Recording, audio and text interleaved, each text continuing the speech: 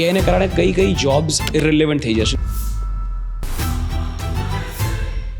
એ તો બહુ મોટો ક્વેશ્ચન માર્ક છે કે ભાઈ એ પરિસ્થિતિ આવશે કે નહીં આવે. પણ જો જે પણ વિદ્યાર્થી આજે અભ્યાસ કરે છે એ એઆઈ અને એના રિલેટેડ ટેકનોલોજી શીખવા માટેનો રસ ધરાવશે, સારી રીતે શીખશે, તો એને જોબ માર્કેટ પર કોઈ અસર પડવાની નથી એવું મારું માનવું છે. તો અત્યારે જે એજ્યુકેશન મળે છે કોલેજીસમાં એ કેટલું રેલેવન્ટ છે ફ્યુચર માટે? ભારતની જે એજ્યુકેશન સિસ્ટમ છે એ ડેફિનેટલી રિલેવન્ટ છે, ઇન્ડસ્ટ્રી રિલેવન્ટ છે. હા, એ વાત હકીકત છે કે ક્યાંક ને ક્યાંક હિસ્ટોરિકલી હરેક જનરેશનને એવું લાગતું હશે કે અમારા પછીવાળી જનરેશન અમારા જેવી નથી, અમારા જેટલી ઇન્ટેલિજન્ટ નથી, અમારા જેટલી મહેનતુ નથી, અમારા જેટલી મોટિવેટેડ નથી. આવું હરેક જનરેશનને થતું હોય. એવું જ મિલેનિયલ્સ અને જેનઝી માટે પણ થાય છે. દરેક જનરેશનના પ્રોઝ અને કોન્સ હોય છે, પણ અત્યારે થઈ શું રહ્યું છે, વધારે ફોકસ કોન્સ ઉપર થઈ છે, પ્રોઝ ઉપર નથી થઈ રહ્યું. આ જનરેશન વધારે ઇન્ફોર્મ્ડ છે, વધારે અવેર છે. What is needed is realization. એવી કઈ ક્વોલિટીઝ છે કે જે વિદ્યાર્થીને લાઈફમાં ખૂબ સક્સેસફુલ બનાવી શકે? તમે સ્કિલ બેઝ એજ્યુકેશનની વાત હમણાંથી બહુ થાય છે કે ડિગ્રીઝ કરતાં સ્કિલ્સ વધારે ઇમ્પોર્ટન્ટ છે. What is more important, degree or skill? અત્યારના પેરેન્ટ્સ બહુ જ ઇન્વોલ્વ હોય છે બાળકના એજ્યુકેશન અને એની જર્ની સાથે. તેવી કઈ ભૂલો છે જે પેરેન્ટ્સ અત્યારે કરે છે જેમને ન કરવી જોઈએ? હું એ જનરેશનના લોકોને એટલું જ કહીશ કે થોડા છૂટા મૂકો છોકરાઓને, કંઈક જાતે પોતાની રીતે કરવા દો, એને અનુભવ લેવા દો, ભૂલ કરે તો ભૂલ કરવા દો અને એમાંથી શીખવા દો, અને એનાથી જ એ બેટર વ્યક્તિત્વ બનશે આવનારા સમયમાં. એવી કઈ એજ્યુકેશન ડિસિપ્લિન્સ છે કે જેનું ફ્યુચર બહુ સારું છે, તમે શ્યોર નથી તમારે શું કરવું છે, તો આ અમુક એજ્યુકેશન ડિસિપ્લિન્સ તમારે કે અમુક કોર્સીસ તમારે કન્સિડર કરવા જોઈએ, એવી ફિલ્ડ્સ કઈ? ખાલી ભણવાથી, ખાલી સ્કિલ લેવાથી અચ્છા, પણ જો જે પણ વિદ્યાર્થી આજે અભ્યાસ કરે છે એ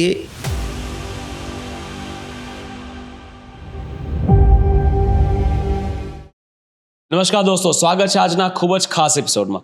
મિત્રો, આજે વાત કરવાની છે દેશના ભવિષ્યની, દેશની ભાવિ પેઢીની, જેનઝીની, એમના એજ્યુકેશન અને એમના કરિયરને લગતા સવાલો વિશે આજે ઘણી બધી ચર્ચાઓ થવાની છે. મિત્રો, એઆઈના આવ્યા પછી ભવિષ્ય થોડું ધૂંધળું લાગે છે.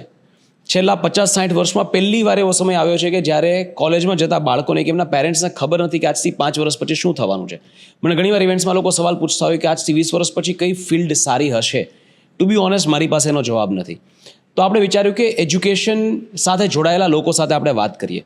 તો આપણે જેનઝી વિશે, અત્યારની યંગ જનરેશન, એમના એજ્યુકેશન વિશે, ભવિષ્યમાં એમને મળતી કે મળવાવાળી ઓપોર્ચ્યુનિટીઝ વિશે, કઈ કઈ ફિલ્ડ કે ડિસિપ્લિન્સમાં એમને અભ્યાસ કરવો જોઈએ જેના કારણે આગળ જઈને સારી ઓપોર્ચ્યુનિટી મળી શકે, સારું કરિયર બનાવી શકે, અને કેરેક્ટર બિલ્ડિંગ માટે, ઓવરઓલ એક માણસ તરીકે એક સારો માણસ બનવા માટે એજ્યુકેશનમાં શું શું જરૂરી છે અને લોકો કેવી રીતે વિચારે છે, એના વિશે આજે ચર્ચાઓ થવાની છે. ખાસ કરીને પેરેન્ટ્સ માટે અને સ્ટુડન્ટ્સ માટે ઇમ્પોર્ટન્ટ છે, એટલે મહેરબાની કરીને આ પોડકાસ્ટને આખો નિહાળજો. આ ચર્ચાઓ કરવા માટે આપણી સાથે ઉપસ્થિત છે doctor Devanshu Patel, the president of Parul university, એક એવી યુનિવર્સિટી કે જેમાં 70,000 જેટલા વિદ્યાર્થીઓ એક સાથે કેમ્પસમાં અભ્યાસ કરે છે.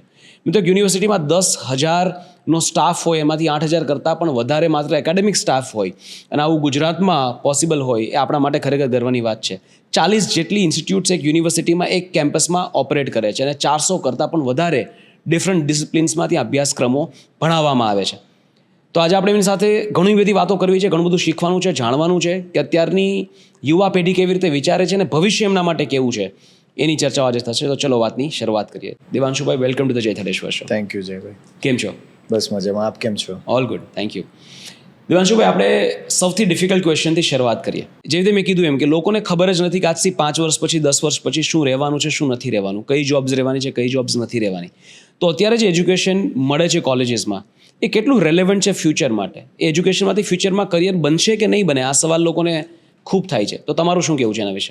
જો આજનું એજ્યુકેશન રેલેવન્ટ ના હોત તો આટલા બધા હજારો સંખ્યામાં જે વિદ્યાર્થીઓ અભ્યાસ કરી રહ્યા છે અલગ અલગ સંસ્થાઓમાં, એ અભ્યાસ નહીં કરતા હોત, મારું એવું માનવું છે.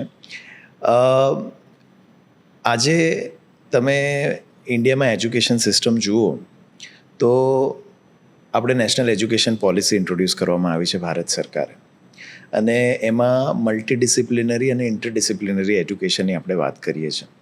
એટલે આજે તમે કોઈ પણ ગ્રેજ્યુએટ થાય વિદ્યાર્થી, એટલે એ ક્યાંય બી જોબ કરે અથવા તો પોતાનો ધંધો કરે કે આગળ હાયર સ્ટડીઝ કરે, દરેક સ્ટેક હોલ્ડરની અપેક્ષા એવી હોય કે વિદ્યાર્થી એ મલ્ટીફેસેટેડ ને મલ્ટી ટેલેન્ટેડ હોય. અને આ જે નેશનલ એજ્યુકેશન પોલિસી છે એમાં બી એ જ રીતનું છે કે તમે ફક્ત એન્જિનિયરિંગમાં અભ્યાસ કરો છો તો તમે એન્જિનિયરિંગના રિલેટેડ જ અભ્યાસક્રમો ભણો છો એવું નથી હોતું, પણ એ યુનિવર્સિટીમાં અલગ અલગ જે ફેકલ્ટીઝ હોય એના રિલેવન્ટ અભ્યાસક્રમો એઝ અ વિદ્યાર્થી તરીકે હું ચૂઝ કરવા માંગુ તો હું ચૂઝ કરી શકું છું. જેમ કે હવે એન્જિનિયરિંગનો વિદ્યાર્થી છે એને સાયકોલોજીમાં ઇન્ટરેસ્ટ છે, અથવા તો એને ફાર્માસ્યુટિકલ એન્જિનિયરિંગમાં સાથે સાથે જાણવામાં ઇન્ટરેસ્ટ છે. તો આજે આપણા દેશમાં આપણી યુનિવર્સિટીઝમાં એવા ઓપ્શન્સ છે કે વિદ્યાર્થી મલ્ટીડિસિપ્લિનરી ઇન્ટરડિસિપ્લિનરી અભ્યાસક્રમો ચૂઝ કરી શકે છે, ભણી શકે છે. એટલે હું એવું કહીશ કે ભારતની જે એજ્યુકેશન સિસ્ટમ છે એ ડેફિનેટલી રિલેવન્ટ છે, ઇન્ડસ્ટ્રી રિલેવન્ટ છે. હા, એ વાત હકીકત છે કે ક્યાંક ને ક્યાંક ગેપ્સ છે ઇન્ડસ્ટ્રીની એક્સપેક્ટેશન અને એડ્યુકેશનમાં જે ભણાવવામાં આવી રહ્યું છે તે. પણ મારા ખ્યાલથી દરેક રાજ્ય સરકારો, ભારત સરકાર અને દરેક યુનિવર્સિટી પોતપોતાના એફર્ટ્સ નાખતી હોય છે કે કઈ રીતે એને બ્રિજ કરી શકાય, અને દરેક સંસ્થાની પોતપોતાની મિકેનિઝમ્સ હોય છે. અને એન્ડ ઓફ ધ ડે એવું છે કે જો તમે એવો અભ્યાસક્રમ નહીં બનાવો કે જે ભવિષ્ય માટે રેલેવન્ટ નહીં હોય તો તમે પોતે બી રિલેવન્ટ નહીં રહો એઝ અ એડ્યુકેશન ઇન્સ્ટિટ્યુશન. તમારા વિદ્યાર્થીઓને નોકરી નહીં મળે, તમારા વિદ્યાર્થીઓ સક્સેસફુલ બિઝનેસીસ નહીં કરી શકે. એટલે એજ્યુકેશન રેલેવન્ટ છે, અને એ રેલેવન્સ રહે એના સાથે સમય સાથે ચેન્જ થઈ રહ્યો છે. અને હું એવું કહીશ કે જે ચેન્જ નહીં કરે એ રિલેવન્ટ નહીં રહે. બરાબર. એટલે એને રેલેવન્ટ રાખવું એ એક જરૂરિયાત પણ છે યુનિવર્સિટીઝ અને ઇન્સ્ટિટ્યૂટ્સની, યસ, પોતાનું રેલેવન્સ ટકાવી રાખવા માટે. Very well said. Skill base એજ્યુકેશનની વાત હમણાંથી બહુ થાય છે કે ડિગ્રીઝ કરતાં સ્કિલ્સ વધારે ઇમ્પોર્ટન્ટ છે. પહેલાં એવું હતું કે કોઈ વ્યક્તિ ગ્રેજ્યુએશન કરી લે એટલે એને જોબ મળી જ જતી, કોઈ એક ડિગ્રી હોવી જોઈએ એટલે એમ્પ્લોયેબલ થઈ જતું કોઈ વ્યક્તિ. ત્યારબાદ એજ્યુકેશનનું પ્રમાણ વધવા લાગ્યું, એસ્પેશિયલી અર્બન પોકેટ્સમાં. તો હવે ગ્રેજ્યુએટ્સ તો ઘણા બધા મળી જશે, પણ સ્કિલ્ડ ગ્રેજ્યુએટ્સ, એમ્પ્લોયેબલ ગ્રેજ્યુએટ્સ એ જેટલા જોઈએ એટલા નથી મળતા, કદાચ લોકોને એવું માનવું હોય. તો સ્કિલ્સ અને ડિગ્રીમાં કોણ જીતે અત્યારે? What is more important, degree or skill? બહુ સ્પષ્ટ જવાબ છે. 100% સ્કિલ્સ ઇમ્પોર્ટન્ટ છે. ખાલી ડિગ્રીથી તમને જોબ્સ નથી મળતી, ખાલી ડિગ્રીથી તમને જે એક્સપોઝર જોઈએ એ બી નથી મળતો. અને આપણે જે સમયની વાત કરીએ છીએ કે એક એવો સમય હતો કે જ્યારે ગ્રેજ્યુએટ્સની સંખ્યા પ્રમાણમાં ઓછી હતી અને એની સામે નોકરીઓની ઉપલબ્ધિ વધારે હતી. હવે જેમ જેમ આપણો ગ્રોસ એનરોલમેન્ટ રેશિયો ગુજરાતનો અને ભારતનો વધી રહ્યો છે તેમ તેમ યુનિવર્સિટીમાંથી ગ્રેજ્યુએશન થઈને બહાર આવનારો વર્ગ વધતો જાય છે. જોબ્સ બી એટલી જ વધે છે. પણ જે રીતે આપણે અગાઉ ચર્ચા કરી કે સમય સાથે સ્કિલ સેટની રિક્વાયરમેન્ટ ચેન્જ થઈ રહી છે, સમય સાથે ટેકનોલોજીનું ડેવલપમેન્ટ ફાસ્ટ થઈ રહ્યું છે.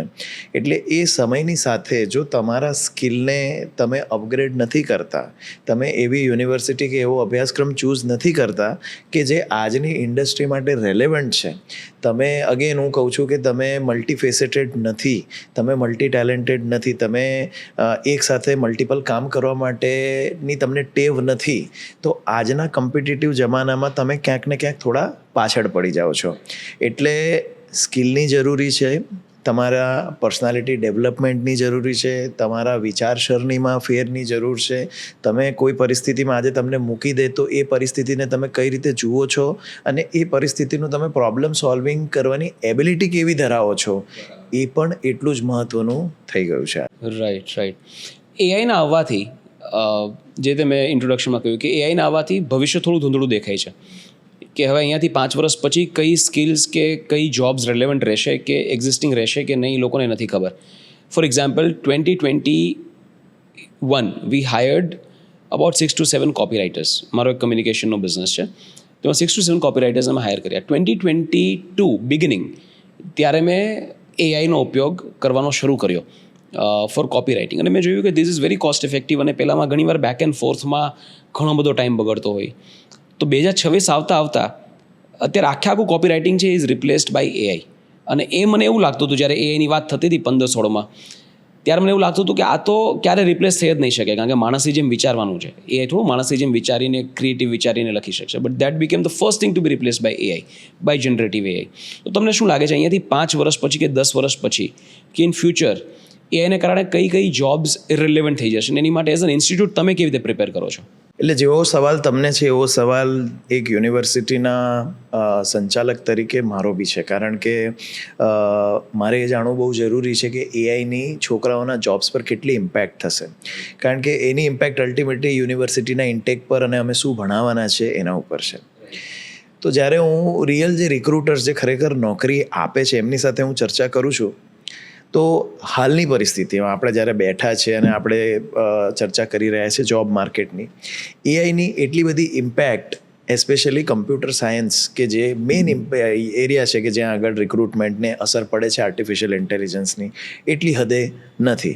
દાખલા તરીકે હું તમને કહું કે અમારે ત્યાં એવી કંપનીઓ જે છે કે જે મોટી સંખ્યામાં રિક્રુટમેન્ટ કરે, ધારો કે TCS છે, એને 234 વિદ્યાર્થીઓની આ વખતે સિલેક્શન કર્યું, રિલાયન્સે 108 વિદ્યાર્થીનું સિલેક્શન કર્યું, કે પછી કેપજેમિની છે 168 છોકરાઓનું સિલેક્શન કર્યું.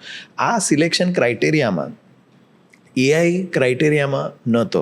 એમાં એમના બેઝિક ફંડામેન્ટલ સ્કિલ જેમ કે C++નું એમનું નોલેજ, એમનું પાયથનનું નોલેજ, એમનું ફૂલ સ્ટેક ડેવલપમેન્ટનું નોલેજ, આ બધું નોલેજ ચેક કરીને એમને રિક્રુટમેન્ટ આપવામાં આવ્યું. તો તમારા પ્રશ્નનો જવાબ આપું, હાલ પૂરતો ઇમિજિએટ એટલો મેજર અસર દેખાતો નથી જેટલી વાત કરવામાં આવે છે. પણ ડેફિનેટલી આવનારા સમયમાં, હવે એ આવનારો સમય ક્યારે હશે, 3 વર્ષે, 5 વર્ષે, 10 વર્ષે, એ ન હું કહી શકું છું, ન તમે કહી શકો છો, ના તો જે રિક્રુટર્સ છે જે યુનિવર્સિટીમાં જોબ ઓફર કરવા માટે આવશે એમને બી નથી ખબર કે કેટલું ફાસ્ટ આ ડેવલપમેન્ટ આવશે. પણ આમાં બી 2 અલગ અલગ પ્રકારના પર્સપેક્ટિવ છે. તમે ઘણા બધા જે કમ્પ્યુટરના રિલેટેડ, ઇન્ફોર્મેશન ટેકનોલોજીના રિલેટેડ CEOsની વાત સાંભળશો, ઘણા બધા એવું કહે છે કે એન્ટ્રી લેવલના જોબ રોલ્સ નીકળી જશે. અને એની સામે ઘણા બધા લોકો એવું બી કહે છે કે જ્યારે કમ્પ્યુટરનું ઇન્વેન્શન થયું, જ્યારે કમ્પ્યુટર પહેલાં આપણે ટાઈપરાઇટરનો ઉપયોગ કરતા હતા અને પછી કમ્પ્યુટર આવ્યું, જ્યારે કમ્પ્યુટર આવ્યું ત્યારે ઘણા બધા લોકો એવું કીધું હતું કે ભાઈ તમારે જરૂર જ નહીં પડે માણસોની, કમ્પ્યુટર જ બધું કામ કરશે. બરાબર, પહેલાં જે આપણે કેલ્ક્યુલેટર પર કામ કરતા હતા, પહેલાં આ અત્યારે કેમેરા પર આપણે પોડકાસ્ટ કરીએ છીએ, પહેલાં આપણે મોબાઈલમાં કોઈ દિવસ કેમેરાની વાત નહોતા કરતા, પણ એનાથી કેમેરામાન ઓછા થઈ નહીં, આ ફોટોગ્રાફર ઓછા નથી થઈ ગયા. એટલે કહેવાનો મતલબ એ છે કે જેમ જેમ ટેકનોલોજી બદલાશે, જેમ જેમ નવા અત્યાધુનિક ઉપકરણો આવશે, એ પ્રમાણે એ ટેકનોલોજીના જાણકાર અને એ ઉપકરણોના જાણકારની બી જરૂરિયાત માર્કેટમાં એટલી જ ઊભી થશે. અને એવા સમયની અંદર જે તમારો પહેલા પ્રશ્ન પર હું ફરી જાઉં કે સ્કિલ્સ, ડિગ્રી અને નોલેજ, તો જે નવી ટેકનોલોજી આવે, જે નવા ઉપકરણો આવે, એના રિલેટેડ સ્કિલ્સ માટેના અભ્યાસક્રમનું પ્રયોજન હોવું અને એ અભ્યાસક્રમો ભણવા, એ અભ્યાસક્રમો હેન્ડ્સ ઓન શીખવા, એ વિદ્યાર્થીઓ માટે જરૂરી થઈ જશે. એટલે જ તમે જોશો કે હવે એઆઈના અભ્યાસક્રમો બહુ વધતા જાય છે બધી જ યુનિવર્સિટીની અંદર, અને તમે વિદ્યાર્થીઓનું એનરોલમેન્ટ્સ બી જોશો તો હવે મેજોરિટી વિદ્યાર્થીઓ આર્ટિફિશિયલ ઇન્ટેલિજન્સના પ્રોગ્રામમાં એનરોલમેન્ટ તરફ જઈ રહ્યા છે. અને આર્ટિફિશિયલ ઇન્ટેલિજન્સ બની શકે કે એન્ટ્રી લેવલની જોબ રોલ્સ ઓછી કરી દે, પણ તમે જે રીતે વાત કરી, આર્ટિફિશિયલ ઇન્ટેલિજન્સ આંટરપ્રિનરશિપના બી બહુ બધા નવા એરિયાઝ ઓપન કરી શકશે. ઘણા બધા કામ જે આજે તમારે નોકરી પર કોઈને રાખીને કરવા પડતા હતા, એ કામ હવે તમે પોતે બી કરી શકો છો, અને પોતાના વિશે કંઈક અલગ ડેવલપમેન્ટ માટે તમે કામ માટે એ ટેકનોલોજીનો ઉપયોગ કરી શકો છો. એટલે તમારા પ્રશ્નનો સીધો જવાબ કહું, ઇમિજિએટલી મને બહુ મેજર અસર દેખાતી નથી. આવનારા સમયમાં કેવી અસર થશે એ આપણે પ્રિડિક્ટ કરી નથી શકતા, પણ જો જે પણ વિદ્યાર્થી આજે અભ્યાસ કરે છે એ એઆઈ અને એના રિલેટેડ ટેકનોલોજી શીખવા માટેનો રસ ધરાવશે, સારી રીતે શીખશે, તો એને જોબ માર્કેટ પર કોઈ અસર પડવાની નથી એવું મારું માનવું. True, very well said. Mohandas ભાઈએ એક કોન્ફરન્સમાં એવું કહેલું કે આપણને એવું લાગે એઆઈ બધું રિપ્લેસ કરી દેશે, રાઈટ? પણ it's not that easy to replace the legacy systems. સૌથી વધારે ખતરો એઆઈનો કઈ જોબ્સ પર છે? તો ટેક ડ્રિવન જોબ્સ પર છે. એના કારણે IT in general as a sector is not doing well for the last couple of years.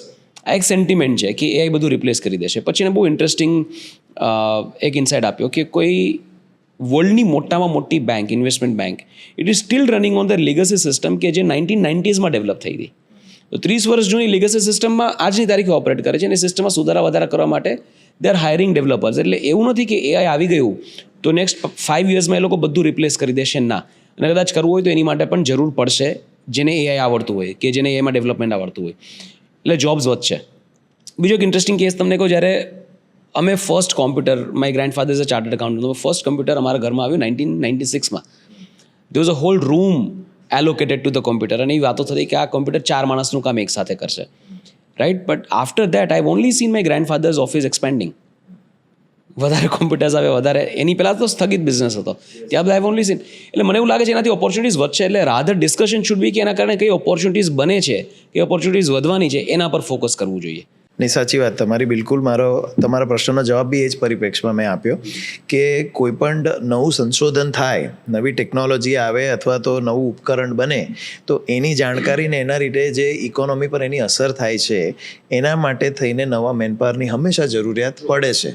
એ પછી તમે કોઈ બી ટેકનોલોજી જોઈ લો, જેમ કે પહેલાં એન્ડ્રોઈડ હતું, પછી આઈફોન આવ્યું, હવે કદાચ મોબાઈલમાં કોઈક નવી ટેકનોલોજી આવશે તો એની ઇન્ફોર્મેશન આપવી, એની જાણકારી આપવી, એના રિલેટેડ જે ઇકોનોમિકલ ઇમ્પેક્ટ્સ આવશે, એના રિલેટેડ હ્યુમન મેન પાવર ઊભો કરવો, એ વર્ષોથી આપણે જોયું છે. આજે નહીં, જ્યારથી માણસની ઉત્પત્તિ થઈ છે, આપણે ઉત્ક્રાંતિવાદ જે આપણે શીખ્યા છે, એ દર ડિકેડમાં, દર દાયકામાં આ રીતે બધા ડેવલપમેન્ટ્સ આવતા હોય છે. ગુજરાતી મીડિયમમાં ભણ્યા છો તમે? હું ગુજરાતી મીડિયમમાં ભણેલો છું. ઉત્ક્રાંતિવાદ આ જે શબ્દ છે બહુ ઘણા વર્ષો પછી મેં સાંભળ્યો. તો હું ગુજરાતી માધ્યમમાં જ ભણેલો છું અને આ પ્રકારના ડેવલપમેન્ટ રેગ્યુલર આપણે બધાએ જોયેલા છે. અને મને મારું પર્સનલ માનવું છે કે આનાથી હું નથી જોતો કે એટલી મોટી ઇમ્પેક્ટ જોબ માર્કેટ પર દેખાશે. ટ્રુ. બીજું એક દેવાંશુભાઈ મેં ઓબ્ઝર્વ કર્યું છે કે જ્યારે આપણે લોકો ભણતા, when we var in college, કે જ્યારે આપણે કોલેજમાં એન્ટ્રી કરતા, ત્યારે બહુ એજ્યુકેશન જોબ ફોકસ્ડ કે જોબ ઓરિએન્ટેડ હતું, કે આ કરવાથી મને કઈ જોબ મળશે, મને કેટલાની જોબ મળશે, એવી ચર્ચાઓ થતી. અત્યારે જ્યારે અત્યારના જેન્ઝીઝ, અત્યારના સ્ટુડન્ટ્સ એડમિશન લેવા આવે છે, ત્યારે એ લોકોનું મગજ કેવી રીતે કામ કરે છે, એ લોકોને શું જોઈએ છે? Are they still driven by jobs, કે એ લોકોના એક્સપેક્ટેશન્સ, એ લોકોના એસ્પિરેશન્સ ચેન્જ થયા છે? તો જ્યારે આપણે ભણતા હતા સ્કૂલમાં, ત્યારે મને યાદ છે, જ્યારે હું સ્કૂલમાં ભણતો હતો ત્યારે મમ્મી પપ્પા મને કહેતા હતા કે તારે મોટા થઈને ડૉક્ટર બનવાનું છે, અને મારા પપ્પાનું ડ્રીમ હતું કે તારે કાર્ડિયોથોરેસિક સર્જન બનવાનું છે. એટલે આપણે કંઈ વિચારતા જ નહોતા બીજું. પપ્પાએ કીધું છે, મમ્મીએ કીધું છે, એટલે આપણે ડૉક્ટર બનવાનું છે. અને મને એ વખતે એ બી નથી ખબર, હું બરોડા મેડિકલ કોલેજમાં ભણ્યો, MS યુનિવર્સિટીમાં. મને એવું બી ખબર નથી કે એમ્સ નામની કોઈ સંસ્થા છે. એટલું આપણો ઇન્ફોર્મેશનનો લેગ હતો એ ટાઈમમાં બેઝિકલી. હવે એઝ અ યુનિવર્સિટી પ્રમોટર જ્યારે હું જોઉં છું વિદ્યાર્થીઓને દર વર્ષે ધીમે ધીમે જે વિદ્યાર્થીઓનું ડિસિઝન મેકિંગ છે એમાં વિદ્યાર્થીઓનો સે વધતો જાય છે અને વાલીઓનો સે ઘટતો જાય છે. એટલે આજે વિદ્યાર્થી વધારે નક્કી કરે છે કે મારે કઈ સંસ્થામાં જવું અને મારે કયા કોર્સ ચૂઝ કરવા. હેવિંગ સેડ ધેટ પેરેન્ટ્સનો બી સે છે, એવું ના કહી શકાય કે પેરેન્ટ્સનો સે નથી. હવે આપણી ઇન્ડિયન ટિપિકલ મેન્ટાલિટી એવી છે કે ગમે તે હોય આપણે છેલ્લે આઉટકમ જોઈએ. આપણે આજે 5 રૂપિયા નાખ્યા તો 5 રૂપિયાની સામે આપણને રિટર્ન શું મળશે, એટલે આઉટકમ શું હોઈ શકે કોઈ પણ વિદ્યાર્થી માટે, એને જોબ મળશે કે નહીં, એ પોતાના બિઝનેસ સ્ટાર્ટ કરવા માગે છે, એમાં સંસ્થા તરફથી તમને શું સપોર્ટ આપી શકશો, એને લેટસ એ ગ્રેજ્યુએટ લેવલ પર એ કોઈ નેશનલ એમિનન્સની સંસ્થામાં ન જઈ શક્યો, પણ મારે પોસ્ટ ગ્રેજ્યુએટ લેવલ પર કોઈ નેશનલ એમિનન્સની સંસ્થામાં જવું છે તો એના માટે તમે શું સપોર્ટ આપશો, મારે સરકારી જોબ લેવી છે તો એના માટે તમે શું સપોર્ટ આપશો, મારે એબ્રોડ ભણવા જવું છે તો એના માટે શું સપોર્ટ આપો છો. આ 5 મેઇન આઉટકમ્સ છે કોઈ પણ વિદ્યાર્થીના. એટલે આજે પણ કોઈ પણ વિદ્યાર્થી જ્યારે પોતાના માટે ડિસિઝન લે છે, આઉટકમ પર 100% એનો નિર્ભર હોય છે. પણ એની સાથે જે તમે ને હું નહોતા જોતા, જે આજના વિદ્યાર્થીઓ જુએ છે કે એની કોલેજ લાઈફ કેવી હશે, એના મિત્રો કેવા હશે, એનું કેમ્પસ કેવું હશે, શું હું મારી કોલેજ લાઈફમાં ખુશ રહીશ કે નહીં, આવા પ્રશ્નો વિદ્યાર્થીઓના આજે હોય છે ડિસિઝન મેકિંગ કરતી વખતે, જે તમારે કે મારા ડિસિઝન નહોતા. આપણા ડિસિઝન વધારે એસ્પિરેશનલ હતા કે ભાઈ હું મહેનત કરીશ તો મને શું મળશે. પણ આજના વિદ્યાર્થી બહુ અવેર છે, બહુ ઇન્ફોર્મ્ડ છે અને એક રીતે સાચા બી છે કે તમારા જીવનનો અલ્ટિમેટલી ઉદ્દેશ્ય તો એ જ હોય કે તમે જિંદગીમાં ખુશ રહો. રાઈટ. તો ખુશી બી એક પેરામીટર છે. આજના વિદ્યાર્થીઓના સિલેક્શનનો એક બહુ મોટો પેરામીટર ખુશી છે. એટલે ખુશીમાં તમારા કેમ્પસ લાઈફની અંદર તમે કેવા ગાર્ડન્સ આપો છો, તમે કેવા ફૂડ કોર્ટ્સ આપો છો, તમે મેસની અંદર કેવું ખાવાનું આપો છો, તમારી સ્પોર્ટ ફેસિલિટી કેવી છે, તમારે ત્યાં ઇવેન્ટ્સ કેટલી થાય છે, તમારે ત્યાં કયા લેવલના સ્પીકર્સ આવે છે. એટલે આ તમને એક્સપોઝર આપે છે, આ તમને ખુશી આપે છે. તમારે ત્યાં ક્યાંથી વિદ્યાર્થીઓ ભણવા આવે છે, ભારતથી જ આવે છે, ભારત બહારથી આવે છે, ભારતના કયા ખૂણામાંથી ભણવા આવે છે. એટલે હું એવું કહીશ કે આઉટકમ તો છે જ છે, પણ એની સાથે વિદ્યાર્થીઓને ખુશી આપી શકે એવા પેરામીટર્સ પર જે અભ્યાસક્રમ વિદ્યાર્થી ચૂઝ કરે છે, જે સંસ્થા, જે યુનિવર્સિટી ચૂઝ કરે છે, એનો બહુ મોટો નિર્ધાર એ મુદ્દા ઉપર રહેલો છે. રાઈટ. તમે વિદ્યાર્થીઓ સાથે રેગ્યુલરલી ઇન્ટરેક્ટ કરો, જેન્સી સાથે? હા, મારે રેગ્યુલરલી ઇન્ટરેક્ટ કરવાનું થાય. એટલે આમાં શું છે કે તમે અલ્ટિમેટલી કોઈ પણ બિઝનેસ, હું મારા કેસમાં બિઝનેસ નહીં કહું, it's a not for profit initiative basically. એટલે તમે કોઈ પણ વ્યવસાય સાથે સંકળાયેલા હો તો એ વ્યવસાયમાં તમે જો કન્ઝ્યુમર સાથે જોડાયેલા ના હોય તો તમે વ્યવસાય સરખી રીતે ચલાવી શકતા નથી. અને અમારા કેસમાં એવું છે કે તમારા જે કસ્ટમર્સ છે અથવા તો તમારા જે ક્લાયન્ટ છે અથવા તો તે તમારા ઉપભોક્તાઓ છે એ દર વર્ષે બદલાઈ જાય છે અને નવી થોટ પ્રોસેસવાળા હોય છે. તો તમે જો એમની સાથે વાત ના કરતા હો, એમના માઇન્ડસેટને સમજો નહીં, તો તમે ક્યાંક ને ક્યાંક થાપ ખાઈ જાઓ. અને જેમ બીજા વ્યવસાયમાં છે, એજ્યુકેશન બી આજે એવો જ વ્યવસાય છે કે હાઈલી કોમ્પિટિટિવ છે.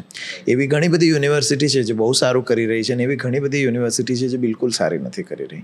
તો જો તમારે રેલેવન્ટ રહેવું હોય, કોમ્પિટિટિવ રહેવું હોય, તો 100% તમારે વિદ્યાર્થીઓ સાથે વાત કરવી પડે અને જાણવું પડે. રાઈટ. જેન્ઝીઝની એક ફરિયાદ છે કે દે આર મિસઅન્ડરસ્ટુડ. હવે આમાં કેવું થયું છે કે મિલેનિયલ્સ અને જેન્ઝી આ બંને ઓપિનિયનેટેડ છે, બંને ટેક સેવી છે અને બંને પાસે એક્સેસ ઓફ સોશિયલ મીડિયા છે કે જેનાથી લોકો પોતાની વાતને એક્સપ્રેસ કરી શકે. હિસ્ટોરિકલી હરેક જનરેશનને એવું લાગતું હશે કે અમારા પછીવાળી જનરેશન અમારા જેવી નથી, અમારા જેટલી ઇન્ટેલિજન્ટ નથી, અમારા જેટલી મહેનતુ નથી, અમારા જેટલી મોટિવેટેડ નથી. આવું હરેક જનરેશનને થતું હોય. એવું જ મિલેનિયલ્સ અને જેન્ઝી માટે પણ થાય છે. પણ હવે ફરક એ છે કે મિલેનિયલ્સ પાસે સોશિયલ મીડિયા છે એટલે લોકો વારંવાર બોલીને જેન્ઝીને સંભળાવે છે અને આવા હજારો વિડીયો ઓનલાઈન વાયરલ જાય છે. તો એક ઇન્સ્ટિટ્યૂટમાં કોઈ એક સેશન લેવા ગયેલો, ત્યાં એક જેન્ઝી સ્ટુડન્ટે મને આવીને પૂછ્યું કે વી હેવ મિસઅન્ડરસ્ટુડ કે and we are often look down upon, especially by your generation, by millennials. So what you think about us? એણે મને પૂછ્યું. એટલે પછી મેં એમનો જવાબ આપ્યો, પણ મારે તમારી પાસેથી જાણવું છે કે કેવી રીતે વિચારે છે જેન્ઝી, કેટલા અલગ છે આપણાથી, આપણી પહેલાંની જનરેશન્સથી, હાઉ દે આર ડિફરન્ટ? એટલે તમે જે કીધું millennials see gen Z look down, right? એટલે એમને કંઈક ઇન્ફિરિયર ગણી રહ્યા છે કે મહેનત નથી. હવે મેં જે કીધું, કોઈ પણ વ્યવસાયમાં તમારા ઉપભોક્તાને જાણવા બહુ જરૂરી છે. હવે અમારા કેસમાં ઉપભોક્તા તો જેન્ઝી જ છે, એટલે અમે એવો વ્યૂ રાખી બી ના શકીએ કે ઇન્ફિરિયર છે કે મહેનતું નથી. જો તમારો એવા પરસેપ્શન હોય તો પણ, કારણ કે એ તમારો ઉપભોક્તા છે અને એ જ યર ઓન યર એ જ ગ્રુપમાંથી તમારી પાસે વિદ્યાર્થીઓ આવવાના છે. તો આવા સિચ્યુએશનમાં તમારી પાસે ઓપ્શન એ છે કે તમે એને વધારે સમજવાની કોશિશ કરો કે એ કઈ રીતે વિચારે છે. એટલે જે રીતે મેં તમને કીધું કે આપણા જનરેશનમાં શું હતું કે આપણે બહુ એસ્પિરેશનલ હતા. આપણા મા બાપ કહેતા કે ડૉક્ટર બનવું છે, એન્જિનિયર બનવું, મહેનત કરવાનું છે, આટલો પગાર કરવાનો, પોતાનું ઘર બનાવવાનું છે, ગાડી બનાવવાનું છે. પણ આ જનરેશનને ઓલરેડી ખબર છે કે ભાઈ મારી ખુશી ક્યાં આગળ છે, where I am happy basically. એ one of the most distinctive factor છે આ જનરેશન માટેનું. કારણ કે હું મારા ઘરમાં બી જોઉં છું કે હું actually I am also millennial basically. તો મારા ઘરની અંદર મારી બહેનના દીકરા દીકરીઓ એ બધા જેન્ઝીના છે, એજ ગ્રુપના છે, એટલે એમને હું બહુ ક્લોઝલી જોઉં છું. અને પ્લસ યુનિવર્સિટીમાં બી હું વિદ્યાર્થીઓને બહુ ક્લોઝલી જોઉં છું. તો એક બહુ પરસેપ્શન એમનું બહુ ક્લિયર છે કે મારે એ જ વસ્તુ કરવું કે જ્યાં આગળ મારી હેપીનેસ જોડાયેલી છે, જ્યાં હું ખુશ છું બેઝિકલી. અને એઝ અ યુનિવર્સિટી પ્રમોટર મારા માટે એ બહુ જરૂરી છે કે મારે ત્યાં જે વિદ્યાર્થીઓ આવે એ મારા ઇકોસિસ્ટમથી, મારા અભ્યાસક્રમોથી અને મારા આઉટકમથી ખુશ રહે. અને એના માટે મારે એમને જાણવું જરૂરી પડી જાય છે. એટલે મારા રેગ્યુલર ઇન્ટરેક્શન હોય છે. આજની જે જનરેશન છે બહુ અવેર છે, પણ સંસ્થા તરીકે અમારે એમને રિયલાઇઝેશન કરાવવું પણ એટલું જ ઇમ્પોર્ટન્ટ છે. ચલો તમારી પાસે અવેરનેસ છે, બટ એના પ્રોઝ અને કોન્સ શું છે એ સમજાવવાની જવાબદારી સંસ્થા તરીકે અમારી હોય છે. હું તમને એક દાખલો આપી ધારું કે મેં તમને વાત કરી કે આઈટી કંપનીઝ અમારે ત્યાં આવીને રિક્રુટમેન્ટ કરે છે. TCS આટલા વિદ્યાર્થીઓ લે, કેપજેમિની, રિલાયન્સ લે. પણ અમુક કંપની એવી હોય, ફોર એક્ઝામ્પલ માઇક્રોસોફ્ટ છે, તો માઇક્રોસોફ્ટ કઈ 100-200ની સંખ્યામાં વિદ્યાર્થીઓની પસંદગી કરવાની નથી, પણ ફક્ત 2 કે 3 વિદ્યાર્થીઓની સિલેક્શન કરશે. જો TCS 5 લાખનું પેકેજ આપતું હશે તો માઇક્રોસોફ્ટ 60 લાખનું પેકેજ આપે છે. તો જે મહેનત તમારે TCS માટે કરવી પડે અને માઇક્રોસોફ્ટ માટે કરવી પડે, ઓફકોર્સ એમાં ડિફરન્સ ફરક હશે. હોવાનો છે, right? ઇન્ટેલેક્ટ જે તમારે TCS માટે જોઈએ અથવા તો આ માઇક્રોસોફ્ટ માટે, એના ઇન્ટેલેક્ટમાં તમારો ફરક હોવો જોઈએ, કારણ કે બહુ limited number and very high package છે. તો હવે ડિફરન્સ આવી જાય in terms of their realization of the opportunity basically. ચલો અવેરનેસ છે, મને ખબર છે કે ભાઈ માઇક્રોસોફ્ટમાં આ હોવું જોઈએ, તો મારું સિલેક્શન થશે, these are the credentials I need, અને મને આ TCSની બી ખબર છે, બટ ધ રિયલાઇઝેશન છે એ મને નથી. તો એ રિયલાઇઝેશન કરાવવાની જવાબદારી સંસ્થાની છે, રિયલાઇઝેશન કરાવવાની જવાબદારી એ શિક્ષકોની છે. એટલે મારું એવું માનવું છે કે આપણે જસ્ટ એના કોન્સ પર ફોકસ કરવાની જરૂર નથી. દરેક જનરેશનના પ્રોઝ અને કોન્સ હોય છે, પણ અત્યારે થઈ શું રહ્યું છે, વધારે ફોકસ કોન્સ ઉપર થઈ છે, પ્રોઝ ઉપર નથી થઈ રહ્યું. તો મારું એવું માનવું છે, પ્રોઝને તમે આઈડેન્ટિફાઈ કરો અને પ્રોઝને કઈ રીતે તમે મેગ્નિફાઈ કરી શકો, તો તમે મેક્સિમમ આઉટપુટ આ જનરેશન પાસેથી લઈ શકો. અને જેવું તમે બી કીધું અને હું બી કહું છું કે આ જનરેશન વધારે ઇન્ફોર્મ્ડ છે, વધારે અવેર છે. What is needed is realization. So more we focus on realization, more better outcome we can get out of the student. સાચી વાત છે, સાચી વાત છે. મને સૌથી મોટી ખાસિયત જેન્ઝીની લાગતી હોય ને તો એ છે કે they are not just motivated by money. પૈસા માત્ર એક ફેક્ટર નથી જેનાથી લોકો મોટિવેટ થાય છે. ઓફકોર્સ જરૂરી છે, ફાઇનાન્શિયલી અવેર પણ છે, but they are very aware of their mental health and their requirement to be happy. કે ખુશ રહેવું બહુ જરૂરી છે લાઈફમાં. કોઈ પણ વસ્તુ સસ્ટેનેબલી કરવી હોય ને તો ખુશ રહેવું બહુ જરૂરી છે.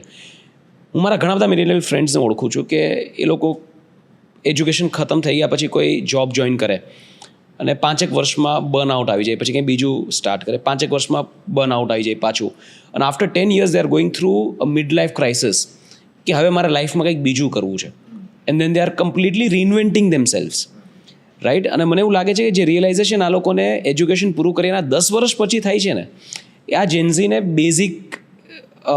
બેઝિકલી ઇમ્બાઇબ છે કે આટલું તો જોઈએ જ કે ભાઈ મારે ખુશ તો રહેવું જ છે, તો હું જોબ પણ એવી જગ્યાએ કરીશ કે જ્યાં મને ખુશી મળે, ભલે પૈસા થોડા ઓછા મળે, મને કંઈક નવું શીખવા મળે, મારી ક્યુરિયોસિટી સેટિસ્ફાઈ થાય અને મારા પર અનનેસેસરી પ્રેશર કોઈ ન બનાવે.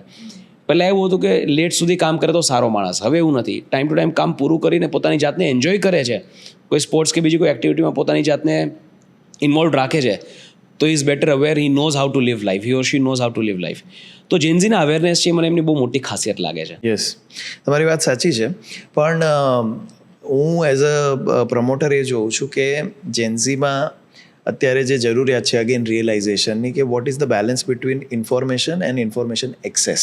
બેઝિકલી તમે કીધું કે ભાઈ પૈસો મહત્ત્વનો નથી, પણ એ રિયલાઇઝેશન હોવું જરૂરી છે કે ઇનફ પૈસો હોવો જોઈએ એ વિચારસરણી લાવતા પહેલાં, કે ભાઈ હું મારા પગ પર ઊભો રહી શકું અને મારા પરિવારને હું સપોર્ટ કરી શકું, એ રિયલાઇઝેશન હોવું જરૂરી છે. એક ઇન્ફોર્મેશન એ છે કે ખુશ રહેવા માટે પૈસાની જરૂર નથી, પણ એક્સેસ ઇન્ફોર્મેશન એવું છે કે ભાઈ પૈસા જરૂરી જ નથી ખુશી માટે. બરાબર છે. તો આ બંનેનો બેલેન્સ હોવો જોઈએ, અને ત્યાં જ આપણો રોલ આવે છે એને રિયલાઇઝ કરવા માટે કે ભાઈ પહેલાં તું તારા પગ પર ઊભો રહે, ફાઇનાન્શિયલી ઇન્ડિપેન્ડન્ટ બની જા અને પોતાની જાતને અને પોતાના પરિવારને 10 વર્ષ માટે સપોર્ટ કરી શકે એ પરિસ્થિતિ પર પહોંચી જાય, પછી તું વિચાર કે પૈસો લાઈફમાં જરૂરી નથી. એ જ રીતે મેન્ટલ હેલ્થની વાત કરીએ તો મેન્ટલ હેલ્થમાં બી balance between information and information access. મને નાની મોટી તકલીફ પડી જાય છે ને મારે કાઉન્સિલર પાસે જવું પડે છે, મને રાતે એક દિવસ ઊંઘ નથી આવીને મારે સાયકેટ્રિસ્ટ પાસે જતું રહેવું પડે છે.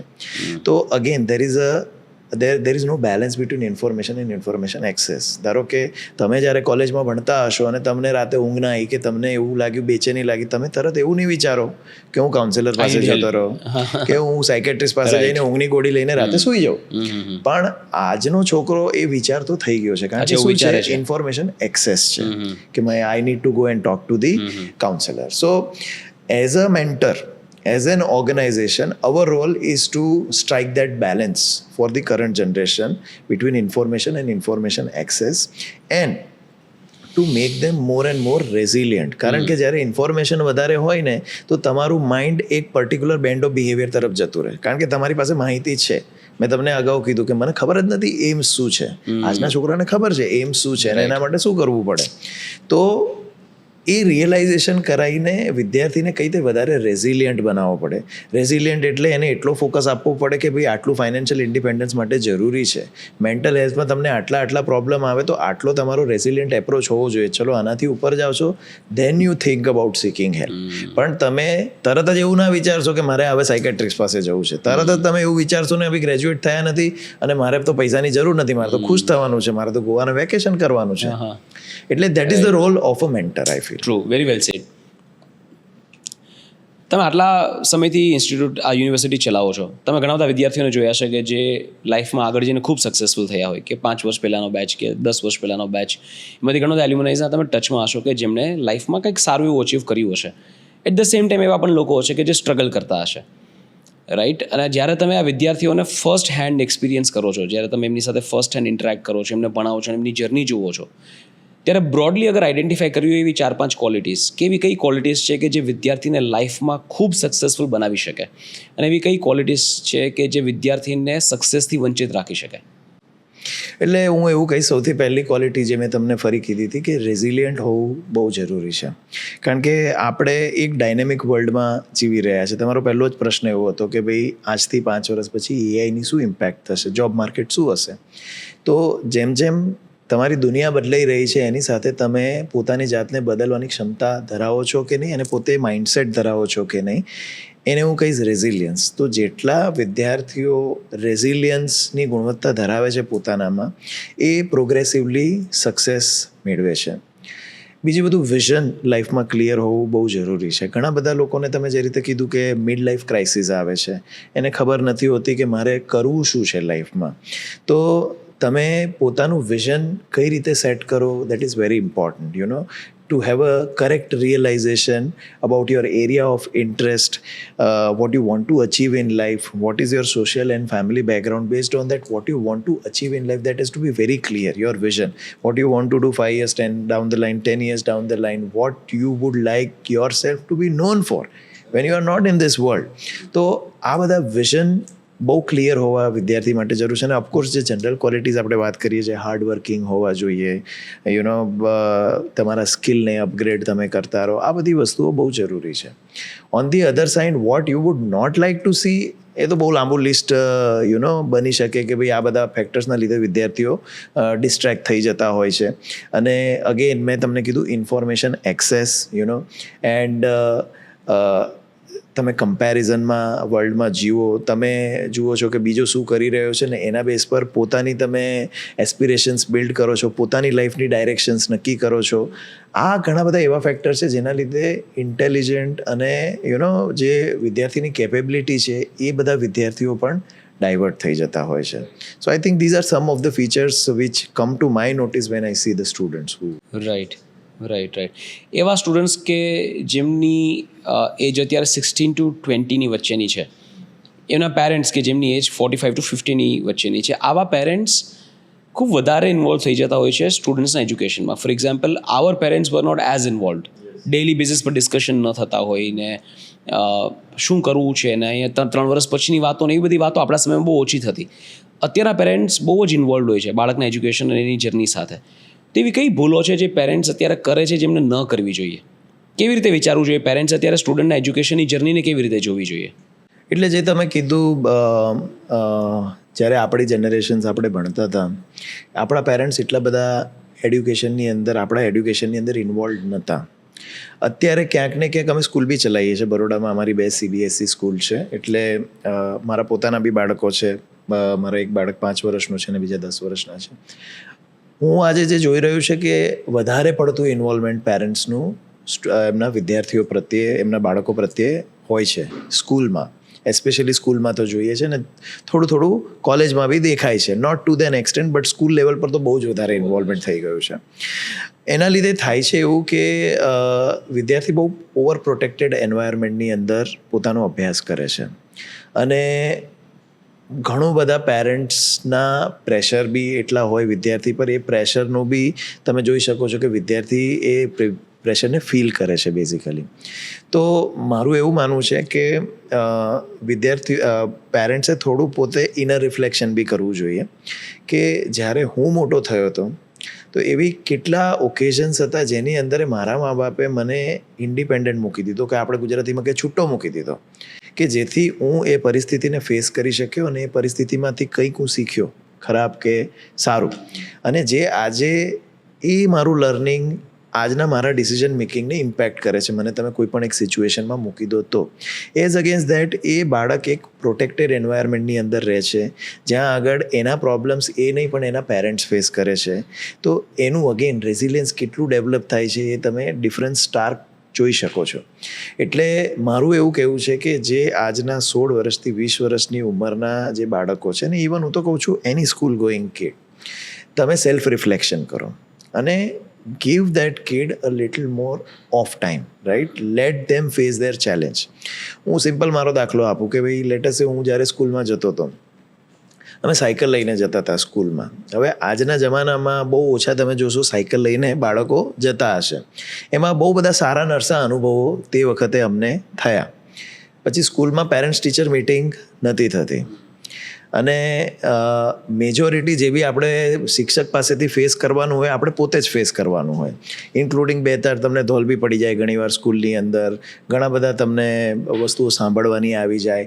પણ એ જે વસ્તુ આપણે જોઈ જાણી સમજી એના લીધે આજનું આપણું વ્યક્તિત્વ છે ને એ ઘણું ખરું એ આપણા ફાઉન્ડેશનલ એક્સપિરિયન્સ પર બેઝડ છે, જે અમુક એક્સપિરિયન્સ આજના વિદ્યાર્થીઓને મળી જ નથી શકતા, કારણ કે એટલું બધું પ્રોટેક્શન છે પેરેન્ટ્સનું. એટલે શિક્ષક બી આજે કશું કહેતા વિચારે છે વિદ્યાર્થીને કે એના વાલીને. તો હું એ જનરેશનના લોકોને એટલું જ કહીશ કે થોડા છૂટા મૂકો છોકરાઓને, કંઈક જાતે પોતાની રીતે કરવા દો, એને અનુભવ લેવા દો, ભૂલ કરે તો ભૂલ કરવા દો અને એમાંથી શીખવા દો, અને એનાથી જ એ બેટર વ્યક્તિત્વ બનશે આવનારા સમયમાં. રાઈટ. દિવાંશુ, એવી કઈ એજ્યુકેશન ડિસિપ્લિન્સ છે કે જેનું ફ્યુચર બહુ સારું છે અને અત્યારે જો તમે શ્યોર નથી તમારે શું કરવું છે તો આ અમુક એજ્યુકેશન ડિસિપ્લિન્સ તમારે કે અમુક કોર્સીસ તમારે કન્સિડર કરવા જોઈએ, એવી ફિલ્ડ્સ કઈ? એટલે તમે મારી સલાહ એ છે કે જે પણ વિદ્યાર્થીઓ આજે હાયર એડ્યુકેશન માટે સંસ્થાની પસંદગી કરવા માંગતા હોય અથવા તો અભ્યાસક્રમની પસંદગી કરવા માંગતા હો, અને જો તમે ડિસાઇડેડ નથી તો બેસ્ટ વે છે કે તમે તમારા મા બાપ સાથે અથવા તો તમારા મિત્રો સાથે તમે 10 યુનિવર્સિટીની મુલાકાત લો. કોઈ પણ 10 યુનિવર્સિટી જે તમે જાણતા હો, તમારા ઘરની નજીક હોય કે કોઈ બી તમારા મનગમતી, તમે જાઓ અને એ યુનિવર્સિટીની અંદર એક દિવસ વિતાવો. અને તમે એવું માનીને ચાલો કે મારે 40-50 વિદ્યાર્થીને મળવાનું છે, એમની સાથે વાત કરવાની છે, થોડા શિક્ષકોને મળવું છે, તો તમને એ ખબર પડશે કે આજે શું ઓપ્શન્સ અવેલેબલ છે, ફર્સ્ટ હેન્ડ કન્ઝ્યુમર છે એ લોકો શું કહી રહ્યા છે, હું પોતાની જાતને જો આ વાતાવરણમાં મૂકીશ તો મને કયા પ્રકારનો અનુભવ મળશે, એનાથી તમને ઘણું બધું થોટ પ્રોસેસ મળશે કે મારા માટે કયો કોર્સ વધારે ઇમ્પોર્ટન્ટ છે. અને મેજોરિટી વિદ્યાર્થીઓ આજે પણ ટ્રેડિશનલ ડિસિપ્લિનમાં જ જાય છે, કારણ કે મેજોરિટી ઓપોર્ચ્યુનિટી આજે પણ ટ્રેડિશનલ ડિસિપ્લિનમાં છે. પણ એ વાત બી હકીકત છે કે કારણ કે મારા મિત્રો ત્યાં જાય છે, કારણ કે આ ટ્રેડિશનલ ડિસિપ્લિન છે, કારણ કે એની અંદર જોબ વધારે છે, માટે હું આ અભ્યાસક્રમમાં જાઉં, એ માનસિકતા બી આજે બી પ્રચલિત છે. પણ વિદ્યાર્થીને વાલી એ જોવાની જરૂર છે કે ભાઈ પોતાનો રસ શું છે, મને શું ગમે છે. ઘણા બધા લોકો એ નક્કી નથી કરી શકતા કે મને એકચ્યુઅલી ગમે શું છે. મારા ડિસિઝન મારા કાઉન્સિલર પર બેઝડ હોય છે, મારા મા બાપ પર બેઝડ હોય છે, મારા મિત્રો પર બેઝડ હોય છે. એ તમે કઈ રીતે એવોઇડ કરી શકો? જાઓ યુનિવર્સિટીમાં, ટાઈમ સ્પેન્ડ કરો, જુઓ, જાણો, સમજો, અને કઈ વસ્તુ તમને અપીલ કરે છે એ બહુ મહત્ત્વની છે. બાકી તમે કોર્સિસની વાત કરો તો કોર્સિસ તો અઢળક છે, કે આજે જીનેટિક્સમાં તમે જઈ શકો છો, અત્યારે તમે એઆઈની વાત કરી, હવે આપણે ક્વોન્ટમ કમ્પ્યુટિંગની વાત કરીએ છીએ, રાઈટ? ક્વોન્ટમ કમ્પ્યુટિંગ બી એક કોર્સ છે, રાઈટ? પણ મને એમાં રસ છે કે નહીં, મને એમાં મારી ચાંચ બી અંદર પડવી જોઈએ કે નહીં, કારણ કે it's a core mathematic area basically. એટલે ઘણીવાર આપણને એવું લાગે કે ઓકે કોડ કોમ્પ્યુટિંગ ફ્યુચર છે, તમે શું કીધું 5 વર્ષ પછી ક્વોન્ટમ કમ્પ્યુટિંગ આવશે, અને એમ કરીને હું અંદર ઘૂસી ગયો, પણ ઓરિજિનલી મને મેથેમેટિક્સ આવડતું જ નથી, અથવા તો મેથ્સ મારો ઇન્ટરેસ્ટ જ નથી. આ તો હું અંદર ગયો પછી મને ખબર પડી કે આ તો એકચ્યુઅલી તો મેથેમેટિક્સની ગેમ છે. તો કહેવાનો મતલબ એ છે કે there are numerous emerging areas, but your decision has to be based on the information, first-hand information, by visiting various universities, various campuses, and trying to identify what you like for yourself, right? Then probably you can make the right decision. બરાબર. જ્યારે વિદ્યાર્થીઓ admission લે છે યુનિવર્સિટીમાં, ત્યારે કેટલું package મળશે એ સવાલ કેટલો મહત્ત્વનો હોય છે એમના માટે. એવરેજ પેકેજ શું છે આ બધા પૂછતા જ હશે, કેટલું મહત્ત્વનું હોય છે એમના માટે. એટલે coming back to your first question only કે વિદ્યાર્થીઓ શું જોઈને ડિસિઝન લેતા હોય છે.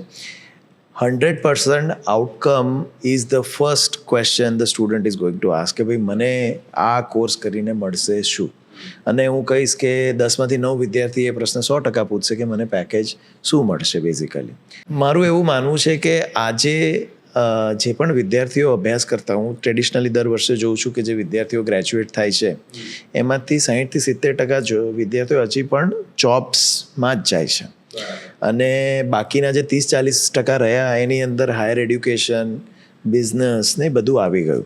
એટલે એ કોઈ ખોટું નથી કે જ્યારે કોઈ પ્રશ્ન એવું પૂછે છે કે મને પેકેજ ઓપોર્ચ્યુનિટી મળશે કે નહીં મળશે. ઇનફેક્ટ અમે તો અમારી યુનિવર્સિટીમાં વિદ્યાર્થીને એ રીતે પુશ કરીએ છીએ કે ભાઈ તમારે જોબ નવી કરવી હોય, તમે બિઝનેસ કરવા માંગતા હોય, હાયર સ્ટડીઝ કરવા માંગતા હોય, it will be better to ensure your future by taking a job. તમે એકવાર કેમ્પસમાંથી જોબ લઈ લો, રાઈટ? કારણ કે જે જોબ આજે કેમ્પસમાંથી મળે છે પ્રોબેબલી ગ્રેજ્યુએટ થયા પછી એટલી ઇઝીલી નથી મળતી, જ્યારે કંપની કેમ્પસ પર ડાયરેક્ટ આવીને તમને રિક્રુટ કરે છે. એટલે એ સવાલ ખોટો નથી, બરાબર. પણ જે મેં તમને કીધું કે એઝ અ સંસ્થા આપણું કામ એ છે કે આપણને કરેક્ટ રિયલાઇઝેશન વિદ્યાર્થીને કરાવીએ કે ભાઈ તારા માટે સાચું શું છે, તારા એટ્રીબ્યુટ્સ, તારી પર્સનાલિટી, તારું બેકગ્રાઉન્ડને જોઈને તારા માટે જોબ કરવી જોઈએ, તારે ફેમિલી બિઝનેસ કરવું જોઈએ. આજે ઘણા બધા બિઝનેસીસ માટે એ બી એક ક્રાઇસિસ છે કે ભાઈ એઝ અ પર્સન મારો બહુ વેલ એસ્ટાબ્લિશ બિઝનેસ છે, પણ મારા ફેમિલી ટ્રીમાં અથવા તો મારા પછી ઇમિડિયેટ જે નેક્સ્ટ જનરેશન છે ને બિઝનેસમાં ઇન્ટરેસ્ટ જ નથી, તો આટલા મોટા બિઝનેસનું કરવું શું?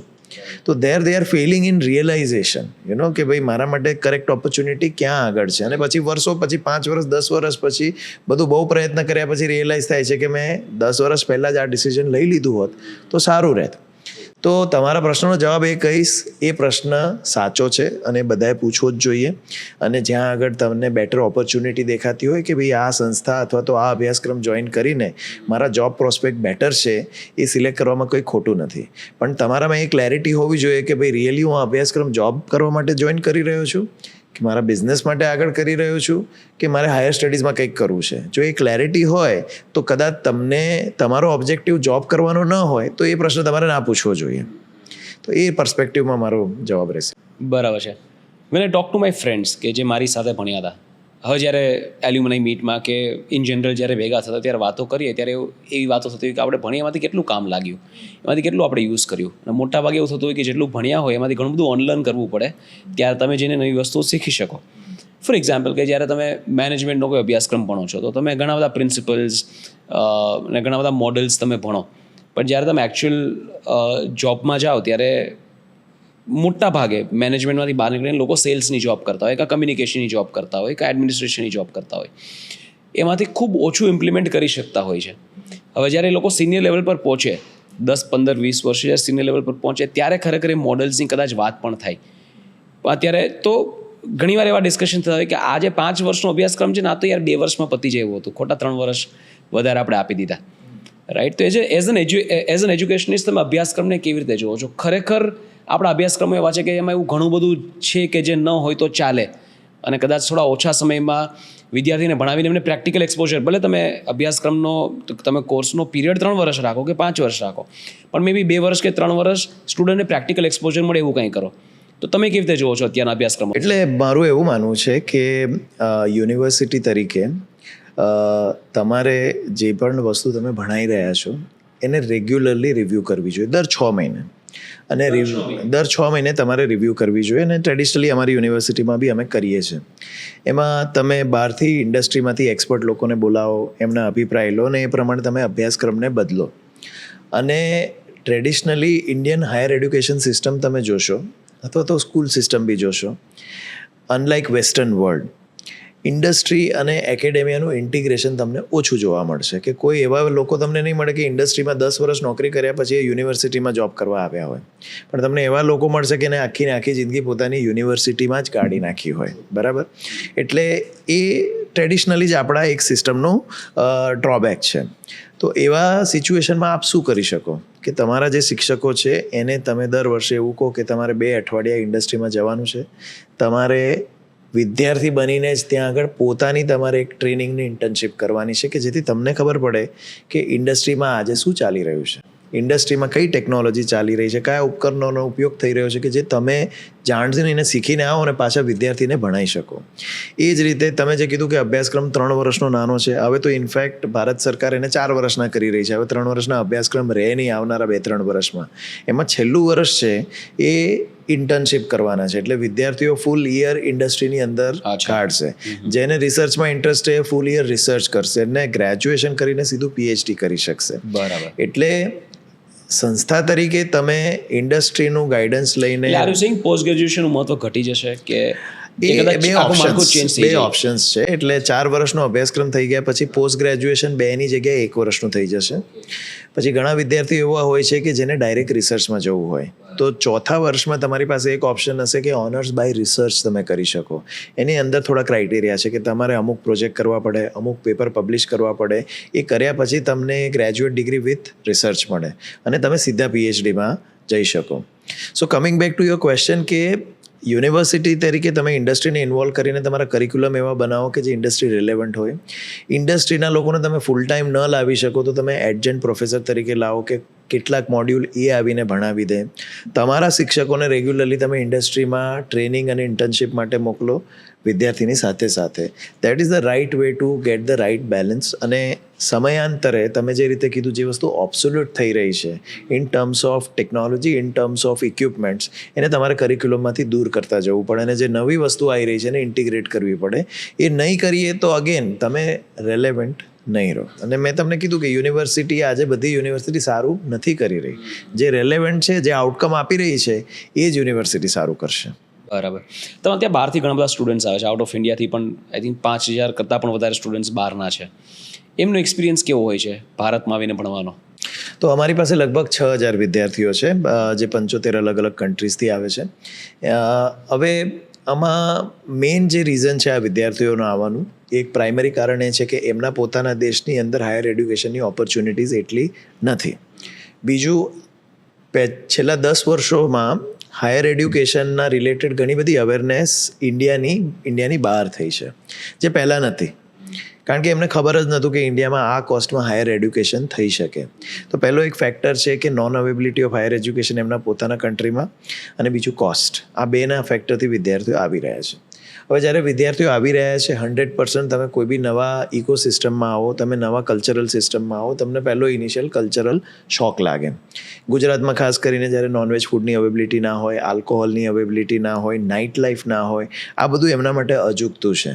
તો ધીમે ધીમે તમારે એમને એડપ્ટ કરાવવા પડે, તમારે એમના માટે સ્પેશિયલ મેન્ટર્સ રાખવા પડે, એમને કેમ્પસમાં નેસેસરી સુવિધાઓ પૂરી પાડવી પડે કે જેથી એ લોકોને બહુ વધારે ગેપ ન લાગે in terms of food, accommodation and teaching learning.